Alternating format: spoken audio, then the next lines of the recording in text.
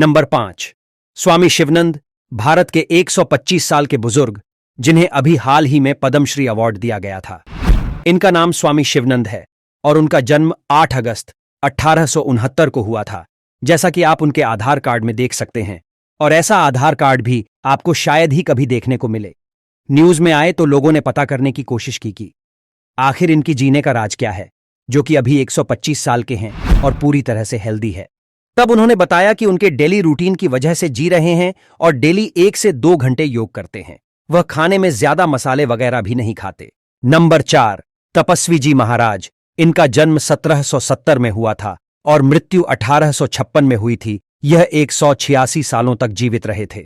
पटियाला के राजकुमार के रूप में जन्मे। जहां इनका जन्म हुआ वो किसी राजशाही महलों से कम नहीं था।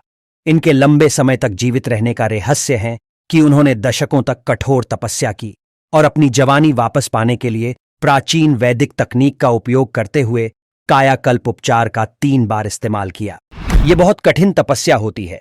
कायाकल्प उपचार एक प्राचीन वैदिक तकनीक है जो शरीर को जवान और स्वस्थ रखने के लिए इस्तेमाल की जाती है। नंबर 3, देवराहा बाबा। देवराहा बाबा इंडिया के उत्तर प्रदेश से थे। इनका जन्म 1740 में हुआ था और मृत्यु 1990 में हुई थी। यह कुल 250 सालों तक जीवित रहे थे और इन्होंने बहुत अलौकिक सिद्धियां प्राप्त करी थीं। कहा जाता है कि ये बाबा बहुत चमत्कारी थे। इनका आशीर्वाद लेने बहुत बड़े लोग आते थे। देश के पहले प्रधानमंत्री जवाहरलाल नेहरू, राजीव गांधी से लेकर अटल बिहारी वाजपेयी भी आ चुके हैं। नंबर 2, महाष्टा मुरासी।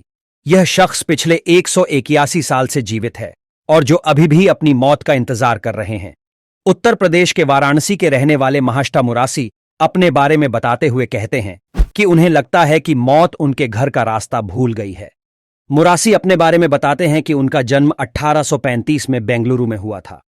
1903 में मुरासी बेंगलुरु से वाराणसी रहने के लिए आ गए। तब से आज तक वह वाराणसी में ही रह रहे हैं। नंबर 1, श्री शिव प्रभाकर।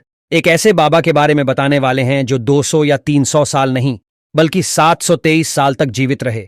हम बात कर रहे हैं श्री शिव प्रभाकर सिद्ध योगी जी की, जिनका जन्म 1263 में अकावूर मारा में हुआ था और महज 9 वर्ष की आयु से ही उन्होंने गुफाओं में ध्यान लगाना शुरू कर दिया और इतनी सिद्धि हासिल कर ली कि वे लोगों के भविष्य से लेकर वह क्या सोच रहे हैं सब बता देते थे।